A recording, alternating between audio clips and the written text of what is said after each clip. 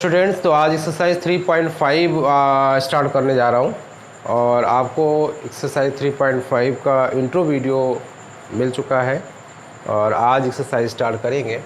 ये आप जो देख रहे हैं, पेयर्स देख रहे हैं। इस पेयर में फर्स्ट जो क्वेश्चन है उसमें जो इंस्ट्रक्शन दिया है वो मैं पढ़ रहा हूँ, मैंने लिखा नहीं है। Which of the following pairs of linear equations has unique solution, no solution, infinitely many solutions. यानी हमें इन पेयर्स को चेक करना है कि कौन से पेयर जो है यूनिक और नो और इनफाइनाइटली मैनी सोल्यूशंस हैं। In case there is a unique solution, find it by using cross multiplication method. तो हमें इन पेयर्स को चेक करना है और पेयर्स को चेक करने के बाद अगर इन पेयर्स में कोई यूनिक सोल्यूशन होता है, यानी इस कंडीशन को आपको बाद में बताऊंगा, कंपेयरिंग से आपकी जो कंडीशन यूनिक सोल्यूशन मिलती है उस पेयर को हमें क्रॉस मल्टीप्लिकेशन से सॉल्व करना है। क्लियर? और बाकी को सॉल्व नहीं करना है। ठीक है, तो ये इस क्वेश्चन की जो थ्योरी थी, जो इसमें इंस्ट्रक्शन जो दिया हुआ था वो यही था। एक्सरसाइज 3.5 है। तो आपको मैंने पहले से ही थोड़ा सा रिकॉल कर देता हूँ। जो थ्री कंडीशंस हैं, यानी कि जो इंटरसेक्टिंग है वो आपको मालूम है, A1/A2 does not equal to B1/B2 है। ये इंटरसेक्टिंग है इंटरसेक्टिंग है और एट लीस्ट वन सोल्यूशन, ये सारी चीज़ें आपको बताई जा चुकी हैं। एट लीस्ट वन सोल्यूशन नहीं, एग्जैक्ट वन सोल्यूशन होगा। Exact one solution, exactly one solution, exactly one solution, exactly one solution हो जाएगा। और A1/A2 is equal B1/B2 is equal C1/C2, ये इनफाइनाइटली मैनी सॉल्यूशंस को बिलोंग करेगा। इनफाइनाइटली मैनी सॉल्यूशंस है ना, मैं शॉर्ट में लिख रहा हूँ, many solutions. Clear? Many solutions को बिलोंग करेगा। डिपेंडेंट पेयर ऑफ लाइंस को, dependent pair of linear equation two variables को ये है ना बताता है कंडीशन। और जो थर्ड कंडीशन है वो आपको मालूम है, A1/A2 is equal B1/B2 does not equal to C1/C2, ये नो सोल्यूशन है। क्लियर? नो सोल्यूशन है। तो ये सारी चीज़ें हम लोग कंपेयर करते हैं। किससे कंपेयर करते हैं? A1x plus B1y plus C1y is equal 0 and A2x plus B2y plus C2 is equal 0। ये जनरल फॉर्म है pair of linear equation two variables के।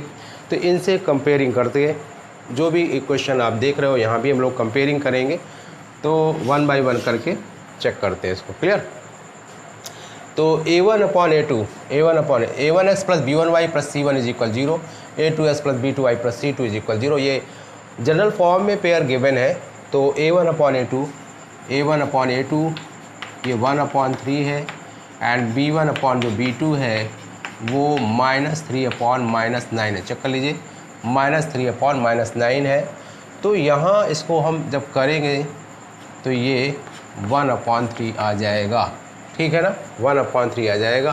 तो C1/C2, क्योंकि ये यूनिक सोल्यूशन नहीं है A1/A2, C1/C2 को हम लोग करेंगे चेक, तो आ जाएगा 3/2। तो ये जो सिचुएशन है वो आप देख रहे हो कि A1/A2 is equal B1/B2 does not equal to C1/C2 है। ठीक है ना, 1/3 और 1/3 ये दोनों इक्वल हैं और C1/C2 डज नॉट इक्वल है। तो आप थोड़ा सा प्रॉपर वे में लिखेंगे, मैंने डायरेक्ट लिख दिया है। आप लिखेंगे क्या लिखेंगे? आप लिखेंगे ऑन कंपेयरिंग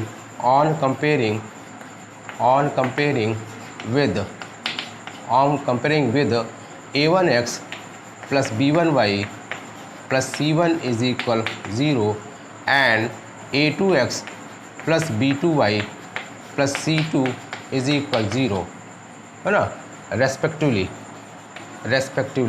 इसका मतलब क्या हुआ? रेस्पेक्टिवली मतलब कि जो फर्स्ट इक्वेशन है, इसको लेट कर लेते हैं। ये फर्स्ट इक्वेशन है और ये सेकेंड इक्वेशन है।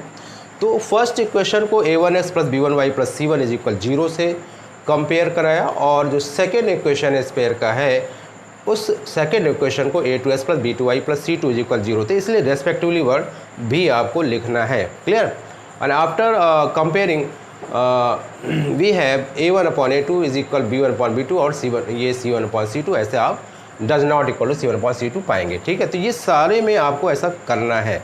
तो ये आपका जो आया है वो आपने देखा नो सॉल्यूशन है, नो सॉल्यूशन है, ठीक है ना, नो सॉल्यूशन है। अब सेकेंड पार्ट, तो इसे हमें सॉल्व करना नहीं, सॉल्यूशन मिलेगा ही नहीं, इसे हमें नहीं सॉल्व करना है, सॉल्यूशन ही नहीं मिलेगा। तो सेकेंड पार्ट को चेक करते हैं। तो यहाँ पर वही चीज़ जो मैंने यहाँ लिखी है, ऑन कंपेयरिंग विद, ये आपको लिखना है ना, ऑन कंपेयरिंग विद, है ना, डॉट मैंने कर दिया। On comparing with these pair of linear, जो जनरल फॉर्म्स आप देख रहे हैं, इसे आप 1 by 1 करके रेस्पेक्टिवली जो वर्ड है 1 by यानी कि 2x + y, तो मैं इसको जनरल फॉर्म में लिख रहा हूँ 2x + y - 5 is equal 0 and 3x + 2y - 8 is equal 0। Check करिए, 2x + y - 5 is equal 0 and 3x + 2y - 8 is equal 0। इन दोनों ही इक्वेशंस को हम इस पेयर से क्या करेंगे, कंपेयर करेंगे। आप लिखोगे भी ऐसा, on comparing with these equation with this, है ना, जो भी है उससे आप कंपेयर करेंगे। Then we have A1/A2 is equal, ये 2/3 हो जाएगा, चेक कर लीजिए आप। एंड B1/B2 है ये 1/2 हो जाएगा, चेक कर लीजिए, B1/B2 1/2 हो जाएगा। And A1/A2 does not equal to B1/B2, A1/A2 does not equal to B1/B2 है। और आप ध्यान दो, ये इंटरसेक्टिंग लाइंस को शो कर रहा है, और ये यूनिक सॉल्यूशन, और जो इन्फॉर्मेशन गिवन है कि जो यूनिक सॉल्यूशन जो पेयर दे रहा है, जो यूनिक सॉल्यूशन से रिलेटेड है, उस पेयर को हमें क्रॉस मल्टीप्लिकेशन से सॉल्व करना है। तो we will solve this pair by cross multiplication method. तो इसको बाद में हम लोग सॉल्व करेंगे। पहले मैंने सोचा है कि सारे जो पेयर्स गिवन है 1 2 3 4 में, तो इसको कंपेयर करा देते हैं। ये जो आप देख रहे हो A1x + B1y + C1 is equal 0 and A2x + B2y + C2 is equal 0, इनसे कंपेयरिंग करा रहे हैं। तो इसे हम करेंगे क्रॉस मल्टीप्लिकेशन मेथड से सॉल्व, क्योंकि ये यूनिक सॉल्यूशन, क्योंकि जो इंस्ट्रक्शन जो गिवन है वो यही है, in case there is a unique solution find it by cross multiplication method. तो थर्ड को भी हम ऑन कंपेयरिंग अबव पेयर, आप अपनी लैंग्वेज में, ओन लैंग्वेज में आप लिख सकते हो, on comparing above pair,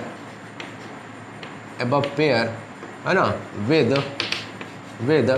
A1x + B1y + C1 is equal 0 and A2x + B2y + C2 is equal 0 respectively, ठीक है ना, रेस्पेक्टिवली, यानी जो भी ये पेयर आप देख रहे हो, इस पेयर को हमें 1 by 1 करके इससे कंपेयरिंग करानी है। सो वी हैव क्या हमारे पास होगा, 3/6 जो होगा वो A1/A2 है, 3/6 एंड गिव्स 1/2 एंड B1/B2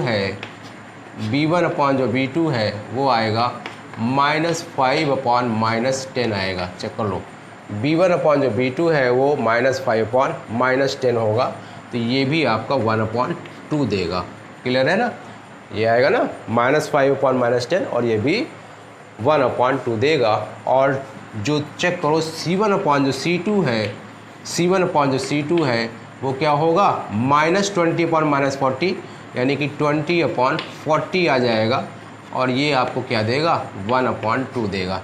इस तरह से ये जो पेयर है थर्ड, ये क्या दे रहा है, ये दे रहा है कोइंसिडेंट लाइंस है और infinitely many solutions. Coincident line से रिलेटेड है ये पेयर, है ना, ये जो पेयर है कोइंसिडेंट लाइन से रिलेटेड है, that is infinitely many solution से रिलेटेड है, इससे आपका रिलेटेड है ये, और इसे भी हमें क्रॉस मल्टीप्लिकेशन से सॉल्व नहीं करना है।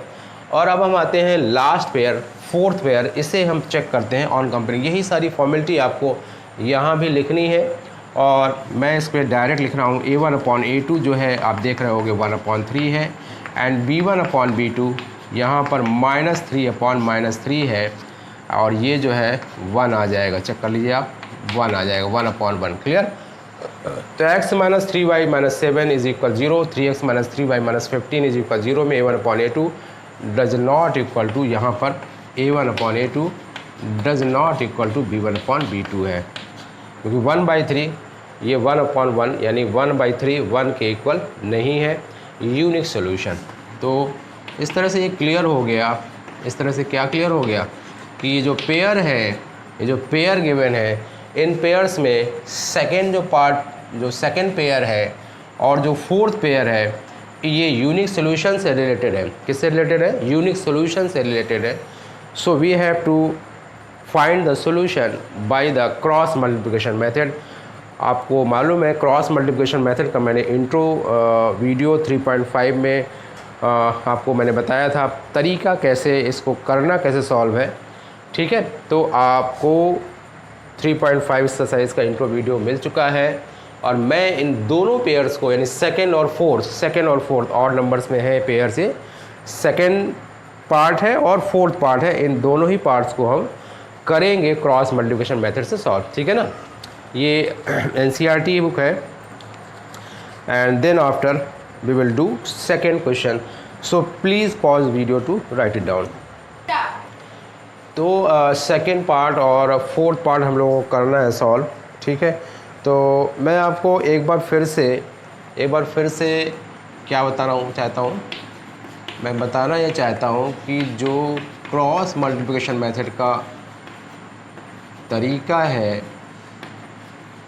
वो कैसे हम लोग यूज़ करते हैं। A1x + B1y + C1 is equal 0, A2x + B2y + C2 is equal 0। तो मैंने आपको बताया था कि यहाँ पर जो भी वेरिएबल्स हैं, जैसे यहाँ पर x और y वेरिएबल है, तो x, y और 1 लिखते हैं, और फिर x के नीचे क्या होगा, y के नीचे क्या होगा, ये तो x के नीचे क्या होगा, x को कवर कर लेते हैं, मैंने आपको बताया था।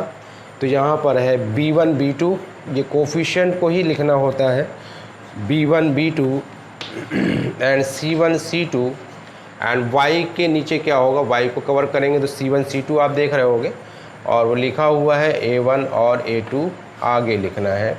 फिर इसके बाद में इस 1 को के नीचे क्या होगा, यानी जो कांस्टेंट को रिप्रेजेंट कर रहा है, तो इसको कवर कर लेंगे, तो A1 A2 ये लिखा हुआ है, और B1 B2। फिर से चेक करिए, मैंने आपको बताया था कि कैसे मेथड जो है करते हैं, इसमें क्रॉस मल्टीप्लिकेशन मेथड से कैसे सॉल्व करते हैं क्वेश्चन। तो x y यहाँ पर दो वेरिएबल है, मैंने यहाँ पर x लिखा, फिर y लिखा, फिर 1 लिखा, और x के नीचे क्या होगा, y के नीचे क्या होगा, 1 के नीचे, ये x के नीचे क्या होगा, x को कवर किया, और फिर B1 B2 आपने देखा B1 B2 है, C1 C2 है, y के नीचे क्या होगा, इसे कवर किया, तो C1 C2 आपको दिखाई दे रहा है, और फिर A1 A2 ऐसे है, और फिर यहाँ पर क्या होगा, 1 के नीचे क्या होगा, C1 C2 कवर कर लिया, तो A1 A2 और B1 B2। इस तरह से यहाँ पर मैं थोड़ा सा स्पेस कर रहा हूँ, ठीक है ना, थोड़ा सा ज़्यादा पास सोशल डिस्टेंसिंग यहाँ पर कम है। क्लियर? यहाँ पर सोशल डिस्टेंसिंग कम थी, तो मैंने इनको दूर कर दिया। ठीक है, x के नीचे क्या होगा, तो ये B1 और B2 हो जाएगा, और इसके बाद में क्रॉस लगाया है, और इसीलिए इसको क्रॉस मल्टीप्लिकेशन मेथड भी बोलते हैं। तो यहाँ पर मैं लिख रहा हूँ x upon B1 C2 minus B2 C1, ये मैंने बताई ये सारी बातें, B2 C1, क्योंकि टॉप टू बॉटम का जो प्रोडक्ट होगा वो प्लस में होगा, टॉप टू बॉटम का जो प्रोडक्ट होगा वो प्लस में, और जो बॉटम टू टॉप का जो प्रोडक्ट होगा वो माइनस में होगा, is equal y upon C1 A2, check करिए, C1 A2 minus C1 A2 minus C2 A1 and 1 upon A1 B2 minus A2 B1। इस तरह से ये मैंने आपको बताया है। तो यही मेथड हम लोग करेंगे सेकेंड पार्ट इस क्वेश्चन नंबर 1 को सॉल्व करने के लिए। हम लोगों को क्रॉस मल्टीप्लिकेशन मेथड से करना है। उसका रीज़न ये है कि यहाँ पर इंस्ट्रक्शन गिवन है कि which pair is related from unique solution, find it by cross multiplication method, find it by using cross multiplication method. 2x plus y minus 5 is equal 0, मैंने जनरल फॉर्म में लिख लिया। And 3x plus 2y minus 8 is equal 0 हो जाएगा। Clear? तो 2x plus y minus 5 is equal 0, 3x plus 2y minus 8 is equal 0। तो cross multiplication method से इसे करना है सॉल्व में, सो सोल्यूशन फाइंड करना है वो क्रॉस मल्टीप्लिकेशन मेथड से सॉल्व करना है। क्लियर? तो चलिए, तो यहाँ पर उसी तरह से करेंगे। x है ना, y लिख लिया, यहाँ पर 1 लिख लिया। तो x के नीचे क्या होगा, x को कवर कर लिया, तो क्या है यहाँ पर y का कोफिशिएंट 1 है, तो कोफिशिएंट लिखे जाते हैं, मैंने आपको बताया है कोफिशिएंट लिखे जाते हैं। एंड -5 -8, y के नीचे क्या होगा, y कवर हो गया, तो -5 -8 आपने ऑलरेडी लिख लिया और दोबारा रिपीट करने की ज़रूरत नहीं है। और 2 3 यहाँ कॉर्नर में दिखाई दे रहे हैं। 1 के नीचे क्या होगा, ये कवर हो गया, तो यहाँ पर 2 3 दिखाई दे रहा है, और 1 2 चेक कर लीजिए आप लोग। फिर इसके बाद में आपने यहाँ पर क्रॉस के लिए एरो का यूज़ किया, और ये टॉप टू बॉटम और बॉटम टू टॉप का कॉन्सेप्ट मैंने आपको बताया है कि जो प्रोडक्ट टॉप टू बॉटम होगा वो प्लस में होगा। और प्लस में होगा का मतलब ये नहीं है कि जो उनके ओरिजिनल साइन है उनके भी आप इग्नोर करके प्लस में कर दें, ऐसा इसका मतलब नहीं है। जो नंबर्स के जो ओरिजिनल साइन हैं उन्हें आप एज इट इज़ मल्टीप्लाई कराएंगे, बट जो मल्टीप्लाई प्रोडक्ट जो होगा वो प्लस ही होगा। जैसे यहाँ 1 × -8 है तो -8 होगा, है ना, प्लस नहीं करेंगे। और जो बॉटम टू टॉप का प्रोडक्ट होगा वो माइनस में होगा, और जो प्रोडक्ट होगा उसको ब्रैकेट में जो भी आएगा 2 × -5 माइनस का 10 हो जाएगा। फिर इसका y के नीचे क्या होगा, y के नीचे जो प्रोडक्ट होगा वो -15 होगा, और माइनस, क्योंकि आपको मैंने बताया हुआ है कि बॉटम टू टॉप का जो प्रोडक्ट होता है वो माइनस होकर लिखा जाता है, और जो भी है वो आप ब्रैकेट में लिख सकते हो। और ये 1 अब लिखोगे। 2 × 2 इसका जो प्रोडक्ट है वो plus, and bottom to top का जो प्रोडक्ट है वो आप ब्रैकेट में लिख सकते हैं माइनस करके। So we will find -8 + 10, check करिए, इज इक्वल y अपॉन -15 + 16 हो जाएगा, इज इक्वल 1/1 हो जाएगा, क्योंकि 4 - 3 1 हो जाएगा। तो x/2 हो जाएगा ये, एंड y/1 होगा, और ये 1/1 है। तो x/2 को 1/1 के इक्वल करेंगे, एंड y/1 को 1/1 के इक्वल करेंगे। तो आप चेक करोगे x = 2 आ जाएगा, और y = 1 आ जाएगा। आपकी वैल्यू जो सॉल्यूशन आई है, जो सॉल्यूशन आया है, जो वैल्यूज़ आई हैं x और y की, ये सही है कि नहीं सही है, मैंने आपको बताया। वेरिफिकेशन के लिए आप दोनों ही इक्वेशन पर पुट कर सकते हो, आप वेरिफिकेशन कर सकते हैं। वेरिफिकेशन ये इस क्वेश्चन का पार्ट नहीं है, सॉल्यूशन का पार्ट नहीं है, बट आप अपने सेटिस्फेक्शन के लिए इसे आप चेक कर सकते हो। तो 2 × 2 और +1 और -5 आप चेक करोगे 0 ही आएगा। क्लियर? तो बिल्कुल सही है। और इससे भी हम चेक करेंगे 3 × 2 + 2 × 1 -8, तो 3 2 = 6 + 2, तो ये हो जाएगा, बिल्कुल सही है। सो x = 2 and y = 1 is the solution of given pair।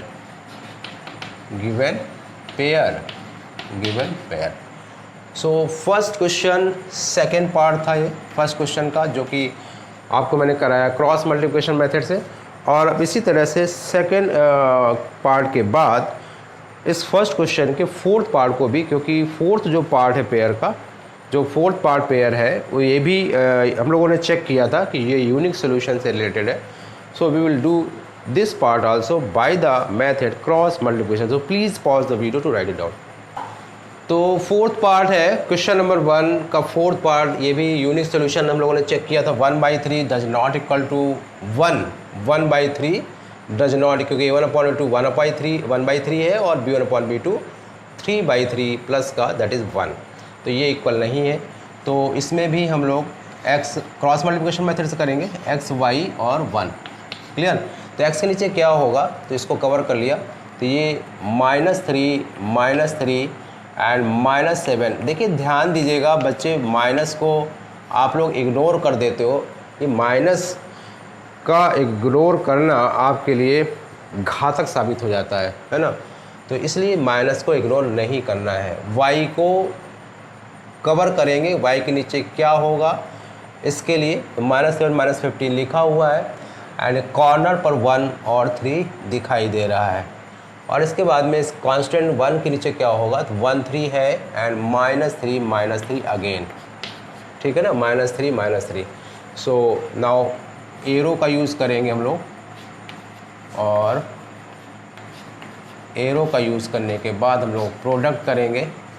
और वो आपने देखा भी है कि प्रोडक्ट जो है वो टॉप टू बॉटम और बॉटम टू टॉप का जो प्रोडक्ट होता है वो आपने देखा। -3 × -15, अब माइनस और माइनस तो प्लस हो जाएगा, और 3 × 15 45 हो जाएगा। फिर इसका नेक्स्ट जो प्रोडक्ट है वो माइनस में होगा, और जो नेक्स्ट प्रोडक्ट है उसको आप ब्रैकेट में लिखा करिए, ज़्यादा सही रहेगा, क्योंकि -3 × -7 का जो प्रोडक्ट होगा वो 21 प्लस का होगा, is equal y upon -7 × 3 -21 minus bracket में नेक्स्ट प्रोडक्ट तो -15 होगा, और इसके बाद 1 अपॉन 1 × -3 होगा। नेक्स्ट प्रोडक्ट जो होगा मैंने आपको बताया कि उसको ब्रैकेट में पुट करिए। तो इस तरह से -3 × 3 या 3 × -3 जो है -9 हो जाएगा।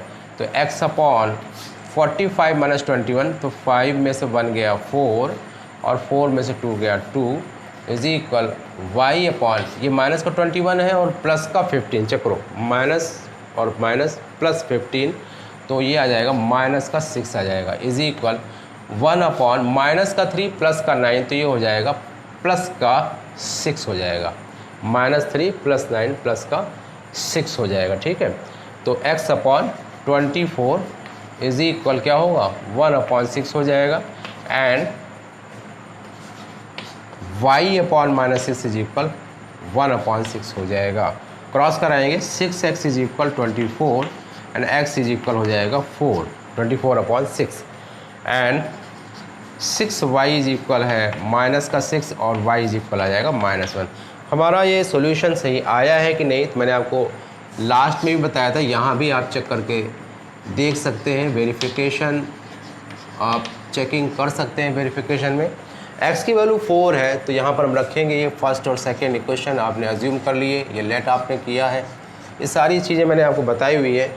तो मैं हर पार्ट में ज़रूरी नहीं कि वही सब रिपीट करूँ, इसे आपको एक हैबिट नेचर में अपने आप में कर लेना चाहिए और इसे आपको कंटिन्यू रखना है। तो x की वैल्यू 4 रखोगे तो 4 माइनस, इसमें पुट कर रहा हूँ मैं फर्स्ट इक्वेशन में x और y की वैल्यू चेक कर रहा हूँ कि ये सॉल्यूशन सही है कि नहीं, और इस तरह से चेक करता हुआ -1 है, चेक करो, x की वैल्यू 4 है और y की वैल्यू -1 है, तो x 4 - 3 × -1 -7, और आप देखोगे 4 + 3 -7 निश्चित रूप से 0 आएगा, और फर्स्ट इक्वेशन क्लियर है। और अब सेकंड को भी देखते हैं, 3 × x की वैल्यू 4 है, -3 × -1 -15, ठीक है, तो 12 + 3, और आपने देखा ये भी 0 दे रहा है second equation. So x is equal 4 and y is equal -1 is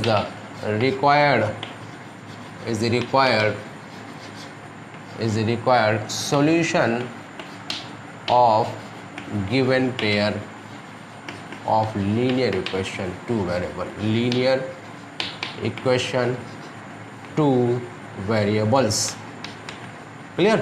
तो इस तरह से ये आपको करना है। So please pause video to write it down for question number second question में आप देख रहे होगे, for which values of a and b does the following pair of linear equation two variable have in an infinite number of solutions. First part है ये second question का, and जो second part है सेकेंड क्वेश्चन का जो second part है, for which value of k following pair of linear equation two variable have no solution. और जो आप देख रहे हैं पेयर दोनों में ही पार्ट में गिवन है।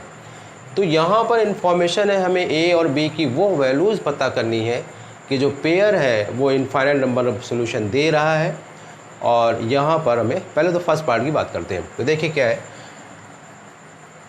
इसे सबसे पहले जनरल फॉर्म में लिख लेते हैं। आप देख रहे हो 2x प्लस, जो भी ओरिजिनल वे में आपको ये क्वेश्चन बुक में एनसीईआरटी में दिया हुआ है, इसे मैं क्या कर रहा हूँ, इसे जनरल फॉर्म में, तो -7 = 0 हो जाएगा। एंड दिस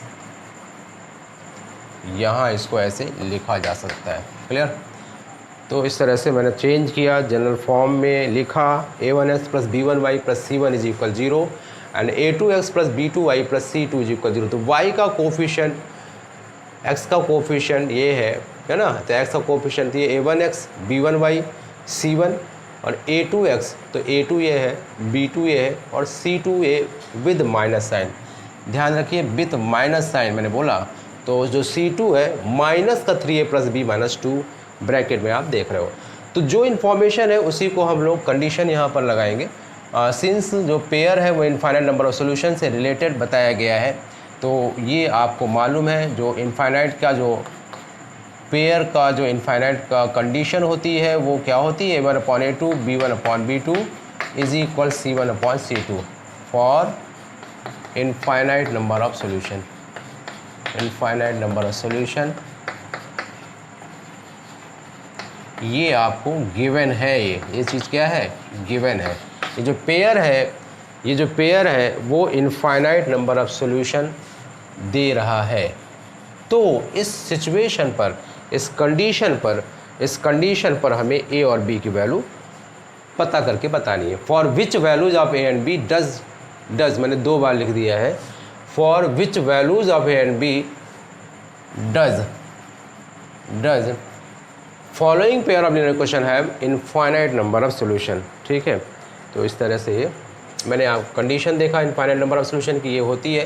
तो a1/a2 चेक करो, 2/a - b हो जाएगा ना, 2/a1/a2 = 3/a + b = चेक करो माइनस का 7 हो जाएगा और अपॉन माइनस का 3a + b - 2 और ये आपने क्लोज कर दिया ब्रैकेट। क्लियर? ये 3a प्लस है भाई, 3a + b है ये, है ना, थोड़ा जॉइंट हो गया है तो आप थोड़ा इसको अलग मान के चलिए। अब 1 बाई 1 पेयर हम लेंगे, यानी कि इसको इसके साथ में हम लोग क्रॉस कराएंगे, फिर चाहो तो इसका इसके साथ करा दो या इसका सेकेंड और थर्ड के साथ में, जैसी जो मर्जी वैसे करिए। तो 2/a - b को लेंगे हम 3/a + b के साथ में, क्रॉस मल्टीप्लाई कराएंगे तो ये आ जाएगा 2a + b। चेक करते जाइए आप लोग भी, 2a + b = हो जाएगा 3a - b। बहुत ही अच्छे क्वेश्चन आप करने जा रहे हो। 2a + 2b, 2a + 2b है ना, 2a + 2b = 3a - 3b and we can write 2a - 3a = -3b - 2b। Clear? तो ये हो जाएगा -a = -5b हो जाएगा। और आप चेक करो, we will write this as a = 5b हो जाएगा। तो अभी आया नहीं है भाई, a = 5b को हम चाहें तो फर्स्ट इक्वेशन यहाँ ले सकते हैं। और मुझे यहाँ पर स्पेस के लिए आना होगा। ठीक है, इसे स्पेस को यूज़ करना पड़ेगा क्योंकि बात बनेगी नहीं। तो चलिए हम लोग आएंगे अब इस पेयर को लेते हैं। क्लियर? इस पेयर को लेंगे तो मैंने लिखा हुआ है, तो मैं इसे अभी एक लाइन ड्रॉ करके इसमें सॉल्यूशन करूँगा और अब इन दोनों पेयर को लूँगा। ठीक है ना, इन दोनों, तो ये क्या होगा, इन दोनों फ्रैक्शन को लेंगे। तो मैं यही कर देता हूँ, 3/a + b = ये दोनों ही प्लस हो जाएंगे, ना, माइनस और माइनस, यही कर देता हूँ 7/, चेक करो 3a + b - 2 हो जाएगा। क्रॉस कराएंगे तो देखिए 3 का मल्टीप्लाई इसमें सभी में होगा। कुछ बच्चे क्या करते हैं, 3 का मल्टीप्लाई = 3a में कर दिया, कुछ बच्चे 3 का मल्टीप्लाई 3a में कर देते हैं। आपको सभी में करना, ईच एंड एवरी टर्म। तो क्या हो जाएगा 9a + 3b -6 is equal 7a plus 7b। Clear? तो ये क्या हो जाएगा, 9a माइनस 7a है ना plus 3b minus 7b। Clear ना? और इज इक्वल 6 हो जाएगा। तो 9a माइनस 7a क्या हो जाएगा, मैं यहाँ लिख रहा हूँ 9a माइनस 7 हो जाएगा 2a हो जाएगा, एंड 3b माइनस 7b हो जाएगा माइनस का 4b हो जाएगा। 3b minus 7b minus 4b is equal 6 हो जाएगा। और अब 2 आप कॉमन लेकर रिड्यूस कर सकते हो, तो आ जाएगा a minus 2b is equal 3, a minus 2b is equal 3, और इसे आप सेकेंड इक्वेशन यहाँ मेंशन कर सकते हैं। क्लियर? तो आप फर्स्ट और सेकेंड, क्योंकि आपने देखा a इज इक्वल 5b है, ये आपने फर्स्ट इक्वेशन यहाँ दिया था, ये लिखी हुई है a इज इक्वल 5b। और अब फर्स्ट इक्वेशन सब्स्टिट्यूट कर दीजिए, a सब्स्टिट्यूशन मेथड से a की वैल्यू 5b यहाँ रख देंगे। तो फ्रॉम फर्स्ट एंड सेकेंड, ठीक है। तो a की वैल्यू जो 5b है सेकेंड में पुट कर रहे हैं, तो आ जाएगा 5b minus 2b is equal 3, तो 3b इज इक्वल 3 हो जाएगा, और b की वैल्यू क्या आ जाएगी, 1 आ जाएगी। और जब b की वैल्यू आ जाएगी तो हम इसमें पुट कर देंगे। So put b is equal 1 in equation 1। So we will find out क्या, a इज इक्वल हो जाएगा 5 इंटू बी, तो ये हो जाएगा 5 इंटू 1 हो जाएगा। तो a की वैल्यू आ गई 5, a की वैल्यू 5 आ गई, और b की वैल्यू क्या आ जाएगी, 1 आ जाएगी। तो इस तरह से ये जो है आंसर आ गए, a की वैल्यू 5 एंड b की वैल्यू 1 हो जाएगी, a की वैल्यू 5 और b की वैल्यू 1 हो जाएगी। So please pause video to write it down. Second question, second part, ये सेकेंड क्वेश्चन का सेकेंड पार्ट है, ठीक है। For which value of k following pair of linear question two variable have no solution. Clear? तो यहाँ पर हम लोग नो सोल्यूशन कंडीशन लगाएंगे। We know that if any pair of linear question two variable gives no solution, we know that for no solution है ना, जो condition होती है वो आपको मालूम है, a1/a2 इज इक्वल b1/b2 होती है, इज नॉट इक्वल c1/c2 होती है। तो यहाँ पर कंपेयर कराएंगे ऑन